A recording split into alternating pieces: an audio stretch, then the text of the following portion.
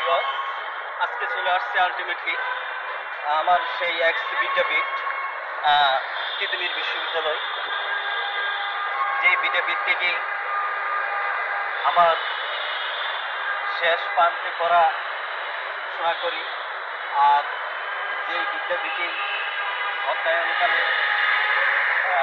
এখান থেকে আমার শেষ সূচনা সমাপ্তি ঘটে। আর আজকে আলটিমেটলি চলে আসলাম সেই বিদ্যাপীঠ তিতুমির বিশ্ববিদ্যালয়ে। বারবার মনে পড়ে সেই বিশ্ববিদ্যালয়ের তিতুমিরের কথা।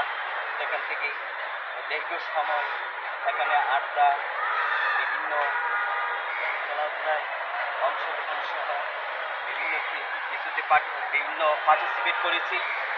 আজকে আলটিমেটলি আবার সেই প্রশাসনিক ভবনের সামনে থেকে আপনাদেরকে সেই ভিডিও বিউটি দেখাচ্ছি। সম্মানিত ভিউয়ার্স, কি বলবো, দেহ মন আত্মার উত্তর সাধন, বিদ্যার বিনোদন এবং সত্যের আবিষ্কারই হলো শিক্ষা। যে দেশ যত শিক্ষিত সে দেশ তত উন্নত কথায় আছে। তো আমরা আমাদের ছেলেমেয়েদেরকে আমরা সর্বোচ্চ চেষ্টা করব উচ্চ শিক্ষায় শিক্ষিত করে সুশিক্ষায় শিক্ষিত করব। শিক্ষায় কিন্তু দুই রকম রয়েছে, সুশিক্ষা এবং কুশিক্ষা। শুধু উচ্চ শিক্ষিত এবং শিক্ষিত হলেই হবে না, আমাদেরকে মানুষের মতো মানুষ হতে হবে এবং সুশিক্ষা অর্জন করতে হবে। মানুষ বা দেশের কল্যাণে আমাদেরকে নিয়োজিত রাখতে হবে। কারণ শুধু নিজেকে নিয়ে ব্যস্ত থাকতে হবে না, মানব কল্যাণে মানবতায় আমাদেরকে এগিয়ে আসতে হবে। আমরা মানবতায় অনেকটাই পিছিয়ে পড়েছি। আমরা শিক্ষা অর্জন করে মানব কল্যাণে মনুষ্যত্ব রেখে আমাদেরকে চলতে হবে। দেশ গড়ার অঙ্গীকারে মানুষের সেবায় নিজেকে প্রতিষ্ঠিত রাখার পাশাপাশি মানুষকেও ভালোভাবে দেখতে হবে।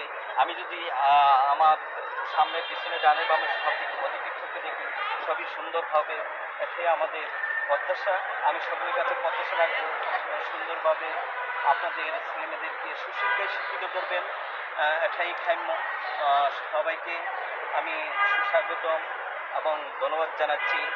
আমার সেই বিদ্যাপীঠ, আমি এখানে আমার পাশে নিয়ে 2011 এখন মাস্টার্স অনার্স 2010 হলো। এখানে দীর্ঘ সময় শেষ প্রান্তে পড়াশোনা করি, সোশিওলজি মাস্টার্স। যদিও আমাদের 11 হয়ে থাকে 2000, কিন্তু আমার অধ্যয়নকাল ছিল 2016 আমাদের সময় দীর্ঘ আমাদের সেশন জট থাকার কারণে আমাদের লং টাইম ছিল। কিন্তু বর্তমানে এখন যারা স্টাডি করছেন কারোর এখন আর লং টাইম হচ্ছে না, তারা সঠিক সময় পড়াশোনা শেষ করতে পারতেছেন। আমি সকলের প্রতি শুভকামনা করি। সবাই ভালো থাকবেন। আল্লাহ হাফেজ।